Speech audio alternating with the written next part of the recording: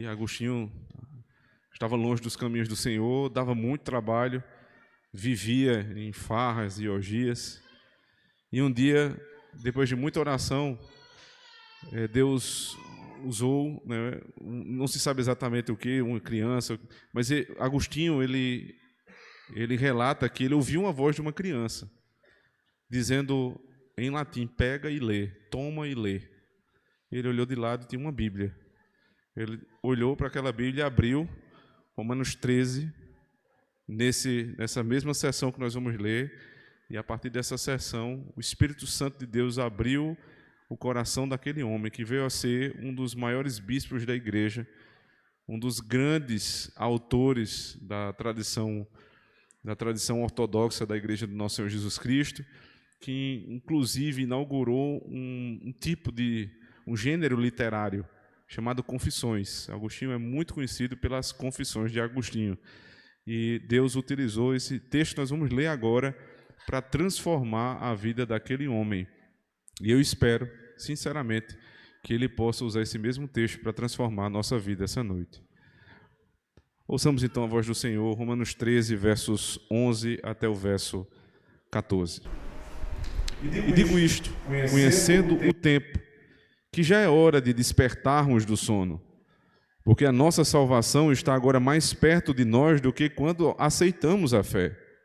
A noite é avançada e o dia está próximo. Rejeitemos, pois, as obras das trevas e vistamo-nos das armas da luz. Andemos honestamente, como de dia, não em glutonarias, nem em bebedeiras, nem em desonestidades, nem em dissoluções, nem em contendas e inveja, mas revesti-vos do Senhor Jesus Cristo, e não tenhais cuidado da carne em suas concupiscências. Amém. Vamos orar. Senhor, mais uma vez nós te pedimos que o Senhor use o mesmo Espírito que conduziu o apóstolo Paulo a escrever estas palavras, o Espírito que abriu o entendimento de Agostinho no século IV, seja este Espírito que me use agora na pregação, com poder, com graça, com misericórdia, e este mesmo Espírito também esteja passeando no nosso meio, abrindo os corações dos teus filhos, desimpedindo os seus ouvidos, fazendo com que os seus olhos vejam aquilo que só os olhos espirituais e não somente os carnais podem ver. Ó Senhor, fala conosco essa noite, porque nós, teus servos, queremos te ouvir. É assim que nós pedimos em Cristo nosso Senhor. Amém. Olhar para as coisas que estão ao nosso redor e entendê-las não tem sido coisa muito fácil, não tem sido um exercício muito fácil. Quase todos têm olhos para enxergar, mas nem todos conseguem enxergar o que está por trás das coisas mais óbvias. E o que o Senhor requer de nós é que nós não apenas enxerguemos as coisas como elas são em aparência, mas o Senhor requer que nós enxerguemos as coisas como elas são em essência. E isso não é nada fácil. Muitas vezes nós olhamos para o que nos cerca e olhamos meramente com olhos carnais, sem entender o que está acontecendo.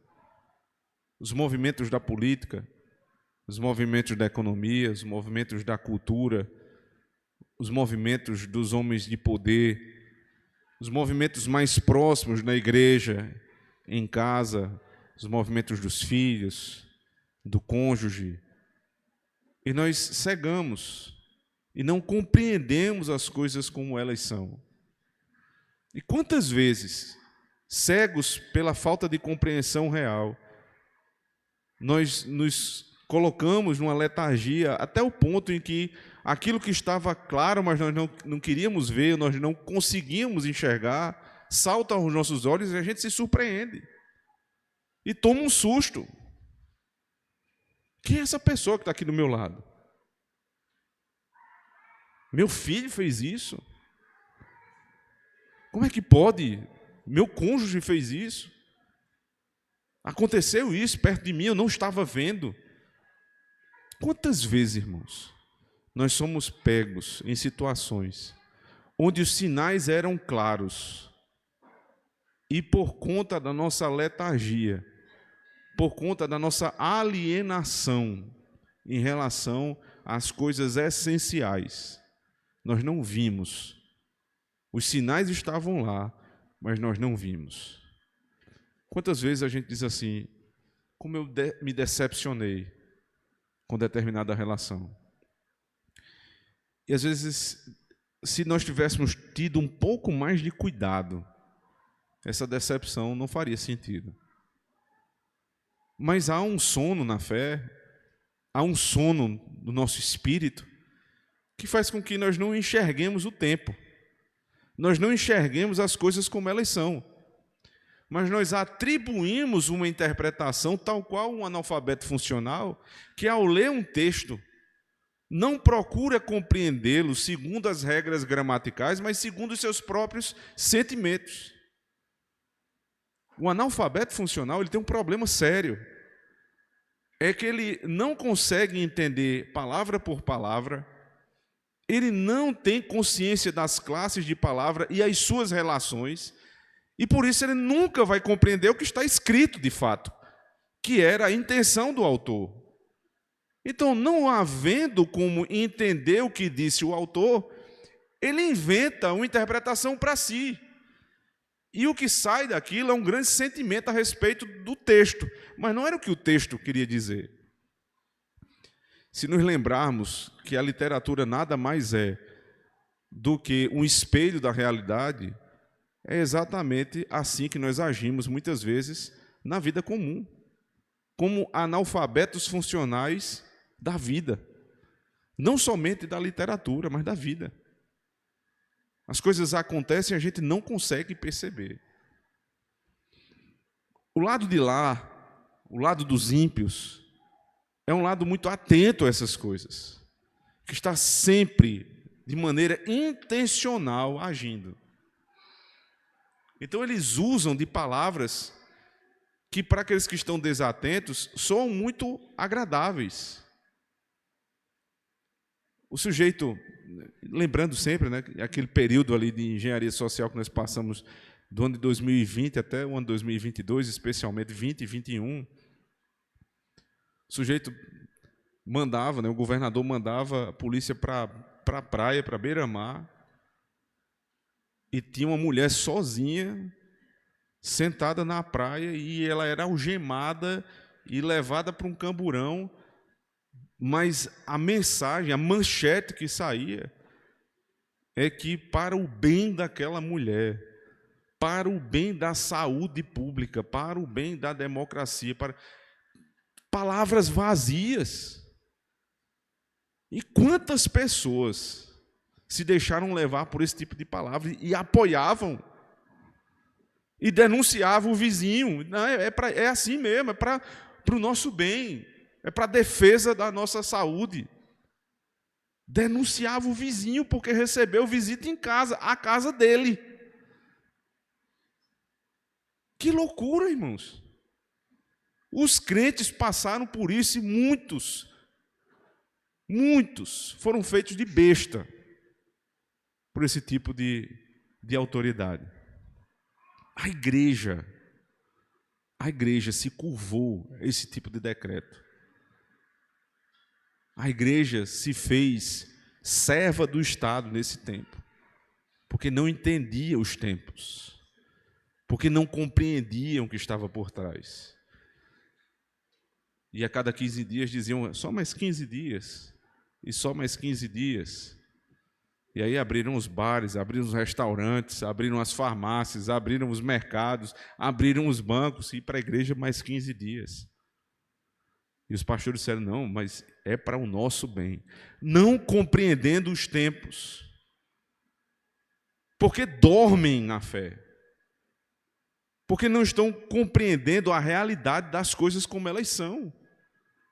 Irmão, se durante aqueles 2 anos você não foi sacudido, se você não foi despertado para perceber que existem muitas coisas ao nosso redor que não são o que parecem, que nem sempre o que dizem as autoridades, o jornalismo, a grande mídia e tantas outras pessoas é o que de fato corresponde à realidade, mas é uma grande invencionice. Você perdeu uma grande oportunidade, mas ainda é tempo. Em uma situação menor, em relações menores, nós também podemos nos fazer enganados, letárgicos, adormecidos quanto à realidade. Quantas vezes você já percebeu, eu vejo isso muito em gabinete, a pessoa chega de fato angustiada, ela está sofrendo, ela conta a história dela e os resultados da sua vida. Só desgraça. Desgraça no casamento, desgraça na criação dos filhos, desgraça na vida profissional. Mas aí quando você vai perguntar o que é que ela fez durante o período passado para chegar ali, você não encontra um motivo sequer para que o resultado fosse outro que não o que ela acabou de descrever. Ou seja, o sujeito não faz absolutamente nada para mudar a sua realidade, mas espera que a consequência seja diferente daquilo que ele está fazendo. É loucura isso. É você estar desconectado da realidade. Por exemplo, você tem, para os jovens, tem um Enem próximo, e você passou um ano inteiro sem estudar, e chega o Enem e você não passa. E o sujeito vai chorar. Chorar por quê? É a lógica da vida. Não estudou, não passa. É a lógica da vida não cuidar dos teus filhos e perdê-los. É a lógica da vida ser desorganizado, não se esforçar, não trabalhar, não buscar crescer e viver na pobreza. É a lógica da vida. É uma lei que está posta pelo Senhor nessa vida. Não tem como esperar que seja diferente. O apóstolo Paulo disse, aquele que não trabalha, também não coma. Porque é óbvio como 2 mais 2 são 4, é óbvio como enxergar qualquer coisa à luz do meio-dia. Se você age de determinada forma, não pode esperar que o resultado disso seja contrário à tua ação. Você só vai colher o que você plantou. E não perceber isso é estar completamente alienado da vida. Completamente alienado da vida. Mas, como eu falei, ainda é tempo. Ainda é tempo. Paulo está falando para uma igreja que precisava ser despertada. A igreja de Roma tinha judeus e gentios, como nós já vimos aqui. Era uma igreja que crescia, que se desenvolvia, mas que estava no meio de um processo difícil para lidar com as suas autoridades. Era o Império Romano. E ninguém estava tão próximo do Império Romano do que a igreja de Roma. A igreja de Roma vivia dentro da cidade que tem a sede do Império Romano, onde havia muita idolatria, autoritarismo, todo tipo de prostituição.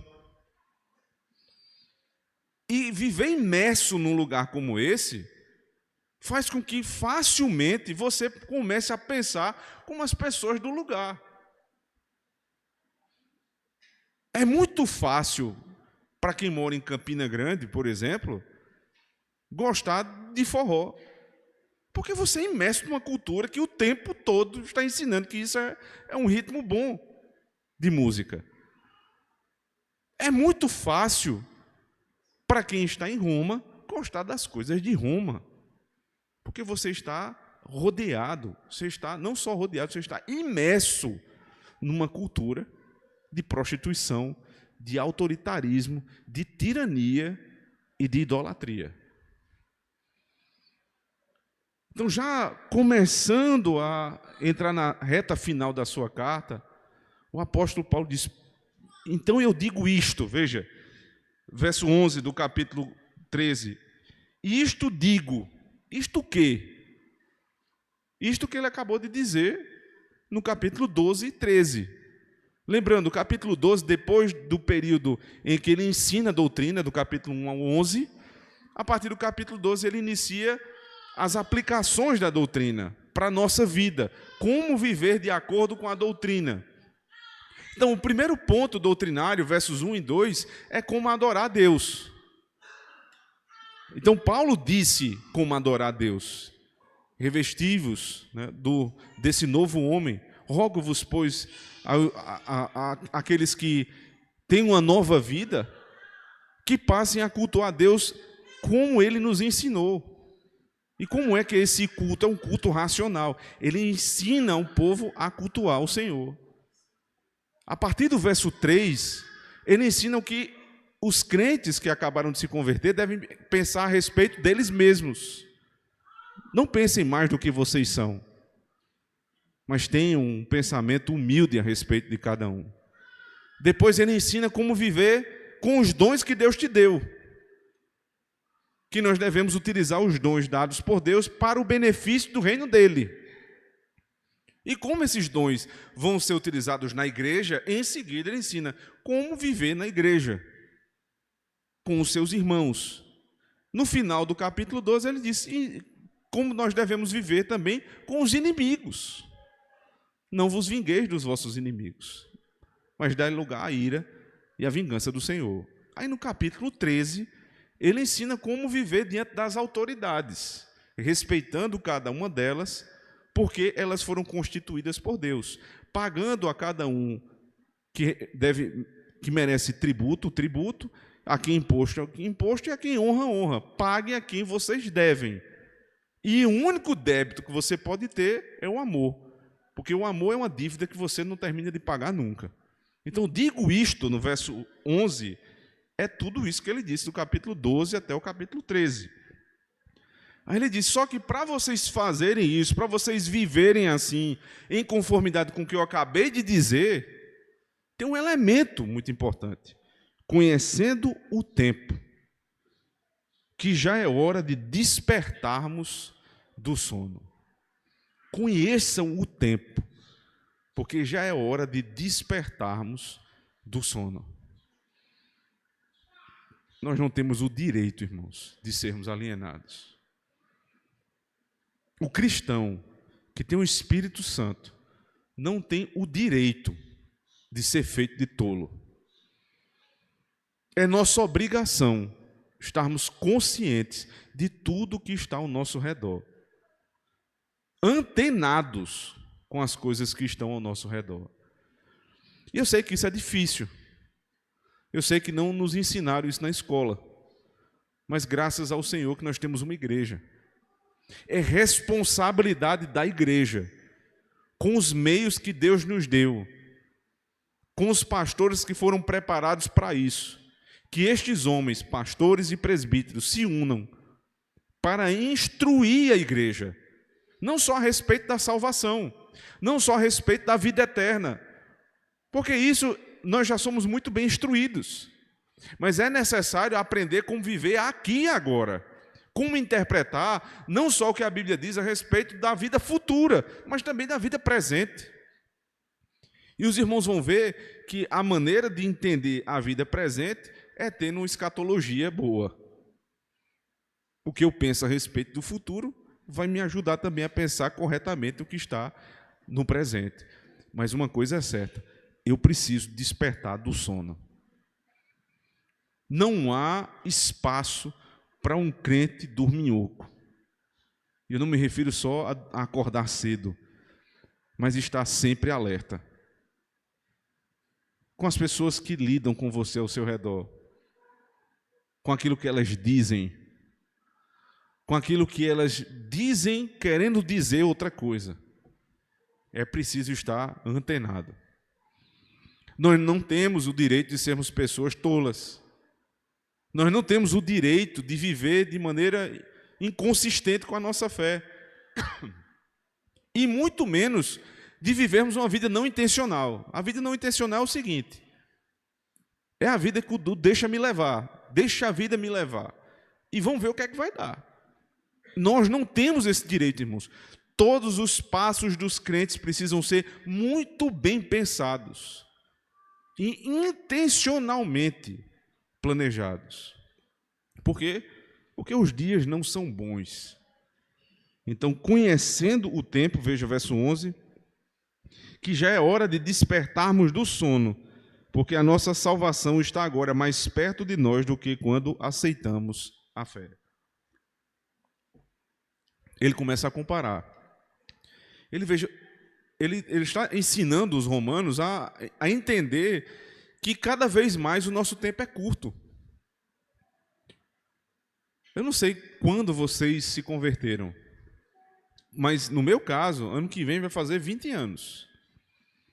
É quase metade da minha vida, eu tenho 42. 20 anos faz que eu me converti.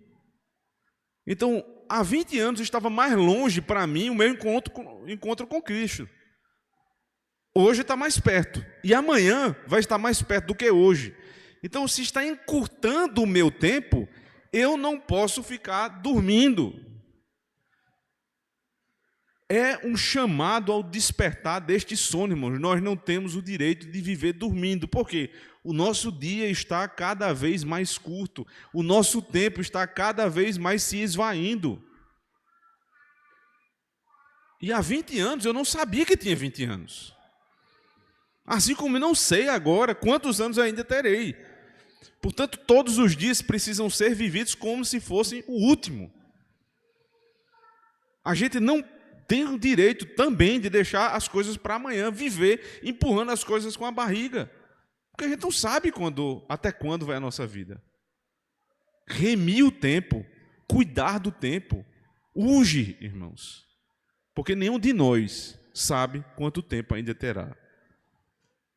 E o que é pior, tempo é um negócio que você não tem como comprar. Eu não posso vender meu tempo para vocês, nem vocês venderem o tempo de vocês para mim. Tempo também é um negócio que não tem como estocar.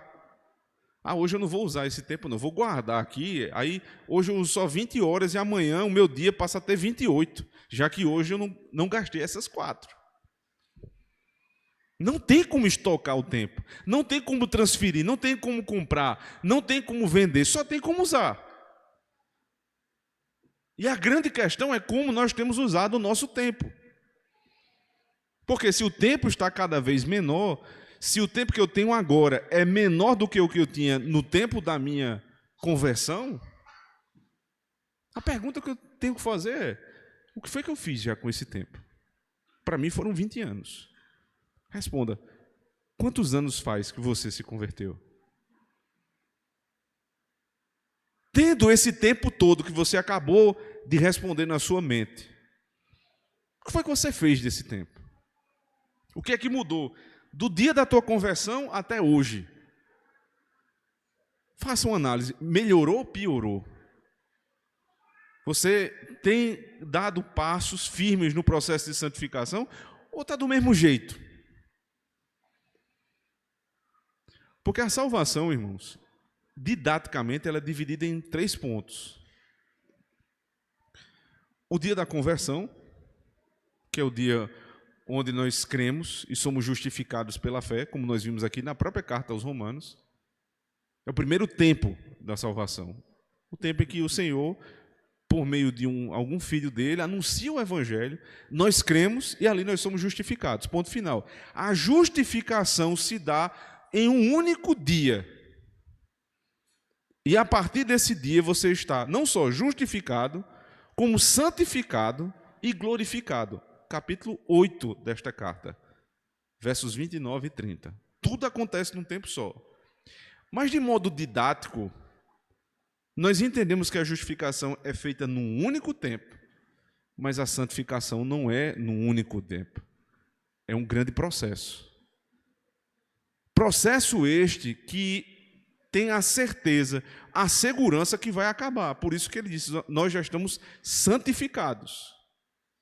Só que, ao mesmo tempo, o apóstolo Paulo, que escreve Romanos 8, é o mesmo que escreve a carta aos Filipenses, no capítulo 2, verso 13 e 14, que nos ensinam: desenvolvei a vossa salvação. Desenvolver é uma ordem. E há um desenvolvimento, um progresso na salvação, porque é um processo. A carne vai sendo mortificada todos os dias, e é por isso que é necessário fazer esse exercício. Do dia que eu me converti para cá, houve mudança. Essa mudança é perceptível, porque senão eu estou estagnado no processo de santificação. E se eu estou estagnado no processo de santificação, é porque não existe processo de santificação. É verdade que, e a confissão de fé deixa isso muito claro, que em certas fases da vida, por conta da nossa negligência e dos nossos muitos pecados, algumas partes desse processo de santificação, eles vão sofrendo. Eles não progridem como deveriam. Então o Senhor nos faz entristecer na fé, desanimar na fé, até que nós nos arrependamos e voltemos ao devido processo. Então primeiro é a justificação, depois é a santificação. E por fim, é a glorificação, que só se dá no último dia das nossas vidas. Nenhum de nós foi glorificado ainda plenamente, mas todos nós temos a certeza, os que estão em Cristo, que já foram glorificados. Aos que chamou, a este justificou, aos que justificou, a este santificou, aos que santificou, a estes glorificou. Ou seja, o processo está completo. Só que a glorificação plena, ela só acontece quando o Senhor vem nos buscar, seja pela morte ou na sua segunda vinda. Então, essa glorificação vai nos dar a oportunidade de termos o mesmo corpo de Cristo. Já pensou nisso? Todas essas enfermidades que nós acabamos de orar aqui, para que Deus cure, serão curadas. Todas as dores, todos os sofrimentos, todos os teus problemas, todos os incômodos, todos os pecados que insistem em te assaltar, nesse dia da glorificação, tudo será resolvido. Então, o que nós vivemos hoje é um tempo duplo. Nós já estamos justificados, santificados e glorificados. Mas o ainda não aconteceu plenamente. E é nesse momento em que há essa tensão que o apóstolo Paulo diz: acordem, prestem atenção nos tempos. Os romanos não estão de brincadeira. Os ímpios lá fora não estão de brincadeira. E os crentes muitas vezes estão brincando com o tempo, gastando tempo com bobagem, perdendo tempo com coisas sem sentido, enquanto os ímpios intencionalmente estão buscando nos destruir todos os dias. Então ele continua, veja, verso 12. A noite é avançada e o dia está próximo. Rejeitemos, pois, as obras das trevas e vistamo-nos das armas da luz. Ele agora começa a utilizar esse tipo de analogia, comparar o tempo das trevas com o tempo da luz. O tempo das trevas é o tempo do nosso antigo homem, do nosso velho homem. Quando nós tínhamos uma antiga natureza, a velha natureza que não estava em Cristo, mas em Adão. Então, estas obras das trevas, elas são chamadas assim desde o princípio. Os irmãos devem lembrar que quando o Senhor estava criando todas as coisas, ele fez separação do dia e da noite, chamou a parte clara de dia e a parte escura de noite. E ele disse que o dia era bom, que a luz é boa, porque ele estava profetizando o que iria acontecer. As obras das trevas, elas são feitas geralmente à noite, no escuro, às escondidas. As pessoas que querem viver em prostituição, elas fazem isso escondidas. Veja, quando você tem a entrada de um hotel no Brasil, né? Eu sei que essa distinção que eu vou fazer nem sempre faz sentido em outros países, mas no Brasil tem uma placa enorme, tem uma porta enorme para todo mundo passar e ver, é público e notório. Mas quando você passa na frente de um motel e você percebe lá, a entrada não é como a do hotel, porque as obras das trevas elas são assim, às escondidas, para que ninguém veja. E isso é só um exemplo de muitas outras formas de viver nas trevas que esse mundo tem. Então Cristo está dizendo, se vocês estão nesse processo de santificação, acordem. Acordem. Deixem de lado as obras das trevas. A noite é avançada, ou seja, nós não estamos mais no comecinho da noite, do ponto de vista do período da revelação, a gente não está mais 6 horas da noite. O tempo que nós estamos aqui é um tempo avançado. Paulo escreveu isso há 2000 anos. Então, o nosso tempo é mais avançado ainda. Quase é dia. Vocês devem lembrar daquele momento ali em que nem é noite, nem é dia ainda. Isso acontece não só de madrugada para manhã, mas acontece também da tarde para a noite. Tem uma hora que nem é de tarde, mas nem é dia, mas também não é noite. Que até que você vai no carro, você liga o farol do carro, o farol não funciona muito bem, porque nem está claro para você desligar, nem está escuro a ponto do farol iluminar bem. Pois é exatamente isto que nós estamos vivendo agora. Nós estamos saindo das trevas para a luz. É a nossa situação espiritual, irmãos. Nós nem somos completamente santos, nós somos um bando de pecadores, mas a gente também não vive nas trevas. Eu preciso me livrar das obras das trevas. Rejeitemos, pois, as obras das trevas e vistamo-nos das armas da luz. Aí já é outra forma de nos ensinar o que nós devemos fazer. Agora é se despojar e se revestir. É também um movimento que o apóstolo Paulo ensina muitas vezes, especialmente na carta aos Efésios. Despojando-vos do velho homem e revestindo-vos do novo homem. E é nessa mesma carta, no capítulo 6, que ele fala da armadura de Deus. Eu devo me desfazer das vestes do velho homem e me armar de Cristo. Vá comigo, por favor, até Efésios capítulo 6.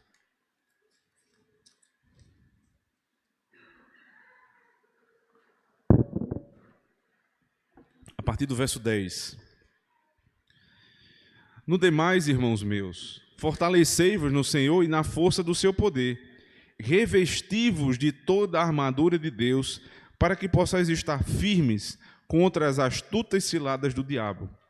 Porque não temos que lutar contra a carne e o sangue, mas sim contra os principados, contra as potestades, contra os príncipes das trevas deste século, contra as hostes espirituais da maldade nos lugares celestiais. Portanto, tomai toda a armadura de Deus, para que possais resistir no dia mau, e havendo feito tudo, ficar firmes. Estai, pois, firmes, tendo cingido os vossos lombos com a verdade, e vestida a couraça da justiça, e calçados os pés na preparação do evangelho da paz, tomando, sobretudo, o escudo da fé, com o qual podereis apagar todos os dardos inflamados do maligno. Tomai também o capacete da salvação e a espada do Espírito, que é a palavra de Deus, orando em todo o tempo, com toda oração e súplica no Espírito, e vigiando nisto com toda perseverança e súplica por todos os santos. Amém. Eu sei que muitos comentaristas vão dizer que o que Paulo está descrevendo aqui é simplesmente um soldado romano. Ele olhou para um soldado romano e começou a descrever e fazer a comparação do soldado romano, da roupa do soldado romano, com a armadura de Deus. Mas apesar de ser muito curiosa essa observação, entendo eu que não faz sentido. Porque o apóstolo Paulo está utilizando aqui, não da figura do soldado romano, mas da figura que é utilizada pelo profeta Isaías, lá em Isaías 59. Quando ele descreve a vinda do Senhor Jesus Cristo. E ele descreve Cristo como um soldado armado. Então faz muito mais sentido o apóstolo Paulo estar tomando a figura que foi trazida lá do Antigo Testamento do profeta, para então nos fazer entender que nós temos uma armadura para esta batalha espiritual. E esta armadura é as vestes de Cristo. Não é olhar para um soldado romano, mas olhar para o próprio Cristo. E veja, voltando lá para Romanos 13, Ele diz isso no verso 14, mas revesti-vos do Senhor Jesus Cristo. Não é do soldado romano. Revesti-vos da armadura de Cristo, que foi anunciado no Antigo Testamento e agora está sendo mais uma vez exaltado aqui na Nova Aliança. Vistamos-nos das armas da luz, preparados para a guerra, despertos do sono da fé. Ele diz no verso 13, andemos honestamente como de dia, não em glutonarias, nem em bebedeiras, nem em desonestidades, nem em dissoluções, nem em contendas e inveja. Ele começa a citar uma lista, e é a primeira vez que o apóstolo Paulo fala, descrevendo o que é andar na luz e o que é andar nas trevas. O que é andar nas trevas? Andar nas trevas é andar em glutonaria e bebedeira. Lembra que ele disse, acordem, não se deixem levar pelo pensamento dessa época. Preste atenção no tempo. É porque é exatamente assim que vivia o Império Romano. Os imperadores romanos viviam de orgias. Para vocês terem uma ideia, as festas no Império Romano tinha tanta comida, mas tanta bebida, comida e bebida, que os servos do Império Romano, eles andavam com uma espécie de castiçais assim, para as pessoas vomitarem.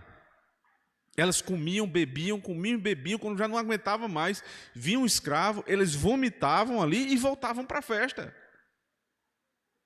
Bebedeira e glutonaria diz respeito a isso que faziam os imperadores romanos e traziam muitos para dentro dos seus palácios.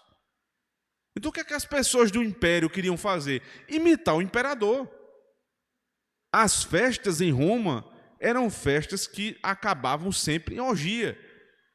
E é interessante que o sétimo mandamento, que fala sobre adultério, ele abarca também esses dois pecados, glutonaria e bebedice. Porque onde é que as pessoas tendem a cair na prostituição? Quando os sentidos não estão mais refreados. Quando os desejos naturais do homem não estão sendo governados pela lei de Deus.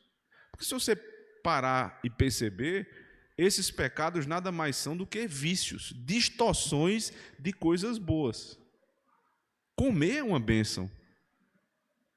É estranho não gostar de comer. Para mim é estranhíssimo, inclusive. Muito estranho alguém que não gosta de comer. Então você tem uma bênção de Deus e você, ao invés de utilizá-la com discernimento, com sabedoria, você come de maneira desmedida e aquilo começa a fazer mal para você. Você começa a utilizar de um benefício de Deus que, ao invés de trazer virtudes para a tua vida, começa a trazer problema. Então, o nome disso é vício. Glutonaria é vício. E para quem sempre está com o dedo apontado para os bêbados, saibam que é o mesmo pecado da bebedice. Ambos estão inclusos no mesmo mandamento, o sétimo mandamento que diz, não adulterarás. O adultério está sempre circunscrito em um ambiente de glutonaria e bebedice. A bebida, que é uma liberdade cristã, quando mal utilizada, ela leva à bebedice. As pessoas estão embriagadas, não é da bebida simplesmente, porque já foi falado aqui da comida. Elas estão embriagadas de si mesmas, embriagadas em fazer com que os seus desejos sejam atendidos sem escrúpulos. Esse é o problema. Sabe por quê? Porque é possível você não ter problema com glutonaria, não ter problema com bebedice, e mesmo assim cair em um pecado viciante. Pode não ser comida, pode não ser bebida, mas tem gente que é viciada em trabalho. Isso é pecado. Tem gente que é viciado em jogo. Isso é pecado. Tem gente que é viciado em série do Netflix. Isso é pecado. Qualquer distorção daquilo que é bom deixa de ser uma virtude e passa a ser um vício. O vício nada mais do que a distorção de uma coisa boa. Comer é maravilhoso. Eu como demais. Isso vira um vício. Beber é uma bênção de Deus. Eu bebo demais. Isso vira um vício. e assim por diante, irmãos. Andem honestamente, como diz o Senhor, como de dia, ou seja, fazendo as obras do dia. E sabe o que é pior? Bebedice é muito mal vista no meio da igreja, graças a Deus que continue assim. Mas glutonaria não é. Já percebeu? Você já viu alguém ser disciplinado na igreja por glutonaria? Mas deveria. Se esse é um pecado que claramente está sendo cometido por um irmão e ele é obstinado no erro, ele deveria ser disciplinado. Porque se é quebra do mandamento, se é obstinado, então deveria ser punido. Mas a gente escolhe alguns pecados. Andem de dia. Isso deveria ser feito, irmãos. Isso deveria ser uma coisa tão vergonhosa que seria feito às escuras, né? Eu não estou dando dica para você assaltar a geladeira à noite. Não faça em momento nenhum. Mas é porque quando o negócio começa a ficar sem vergonha, no pior sentido, é quando você já não está mais nem aí para se é de dia ou é de noite. O que acontece logo em seguida com os demais pecados? Nem em desonestidades, nem em dissoluções, nem em contendas e invejas. Desonestidade, especialmente dissoluções, aqui diz respeito ainda a pecados relativos ao sétimo mandamento, que é a impureza, todo tipo de impureza sexual. As pessoas estão fazendo isso à luz do dia. Veja, na época do apóstolo Paulo, ele estava fazendo ainda a distinção entre dia e noite. Isso aqui geralmente era obra da noite, mas agora é feita à luz do dia. Todos os anos, as grandes cidades do Brasil, eles não fazem mais um dia de um protesto a favor dos direitos dos gays. Não, não é protesto a favor dos direitos dos gays, por respeito à decisão deles. Não, não é isso, não. É orgulho gay. O sujeito vai para a praça pública, à luz do meio-dia, dizer que ele tem orgulho de fazer aquilo, e ele não só diz isso, ele faz em praça pública. Ele comete um dos piores pecados desse mundo em praça pública. Está estampado o nome do evento. É o Dia do Orgulho Gay, que muitas vezes é financiado pelo Estado, que, como nós vimos aqui no início do capítulo 13, é ministro de Deus. É brincadeira um negócio desse? Ontem à noite, eu recebi um vídeo. Aconteceu no Ministério Público Federal. Eu não estou lembrado exatamente qual foi o estado. Posso estar enganado, mas se eu não me engano foi o Pará. O Ministério Público Federal do Pará permitiu que uma cambada de vagabundos tomasse conta do auditório do Ministério Público para apresentar sei lá, não sei nem como descrever aquilo, para apresentar uma dança, vamos dizer assim, de um travesti, no auditório do Ministério Público Federal. A militância anticristã é feita diante do ministro de Deus, e eles permitem isso acontecer. Vocês acham que isso vai ficar assim? É claro que não vai. Mas o que era feito às escondidas, a expressão era fulano saiu do armário, porque era tão vergonhoso que ninguém dizia. Mas agora o que é que se faz? À luz do meio-dia, tem a parada do orgulho gay e tem o Ministério Público Federal do Pará incentivando a prostituição. E os crentes dormindo. Não, está tudo bem. O Ministério Público. Que respeito se tem a um órgão que permite um negócio desse acontecer? Todo respeito nós temos às autoridades, irmãos. Nós passamos aqui 5 semanas ensinando os irmãos a respeitarem as autoridades. Agora, quando elas fazem isso, respeito algum. É denúncia contra esse tipo de absurdo. O ministro de Deus não tem autorização para fazer esse tipo de absurdo à luz do dia. Nem em desonestidades, nem em dissoluções, nem em contendas e inveja. Nós não podemos permitir que contenda, briga, confusão tomem conta do nosso meio. E geralmente isso está ligado à inveja. ao desejo de tomar o lugar do outro, à cobiça de ter o que Deus não me deu, desejo de ter o que Deus não me deu é inveja, que leva à dissolução, que leva à contenda. Cuidado com o coração dos irmãos. Andem honestamente, como quem anda de dia, ou seja, sem temor, sem vergonha, no bom sentido, porque vocês não fazem isso. E ele diz, mas como eu vou conseguir? Porque o pecado nos assalta todos os dias, irmãos, e tem sido difícil superá-lo. Ele diz então no verso 14, mas revesti-vos do Senhor Jesus Cristo, e não tenhais cuidado da carne em suas concupiscências. Revesti-vos de Cristo. Parece uma coisa muito abstrata, né? Geralmente chega aqui, os pastores dizem, revesti-vos de Cristo. Aí o sujeito diz, então vou me revestir de Cristo. Ele sai dizendo, eu vou me revestir de Cristo. Depois ele diz, mas o que é revestir-se de Cristo? É tão simples e ao mesmo tempo tão complicado. Eu preciso me revestir de Cristo no seguinte sentido: parar de tentar fazer do meu próprio jeito. Parar de tentar resolver esses pecados por mim mesmo. E dizer, Senhor, ou o Senhor faz por mim, ou eu nunca vou me livrar da minha carne. Isso é se revestir de Cristo. É orar dizendo, Senhor, eu não tenho condição. Eu já tentei inúmeras vezes, eu volto a cair. Eu não vou, sozinho, eu não vou conseguir nunca. Eu quero me revestir do Senhor. Entregar a Cristo é revestir-se dele. Quando nós não nos revestimos de Cristo?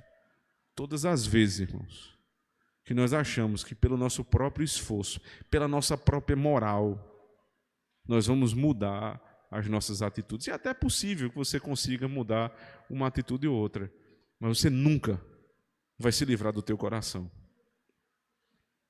Ele diz assim no final, não tenhais cuidado da carne e suas concupiscências, ou seja, não planeje o mal em suas concupiscências, nos desejos desenfreados. Qual é o remédio para isso? Abandona a tua tentativa. Esteja esperto com o que o mundo faz. O mundo está sempre, de maneira intencional, tentando nos derrubar. Então, intencionalmente também.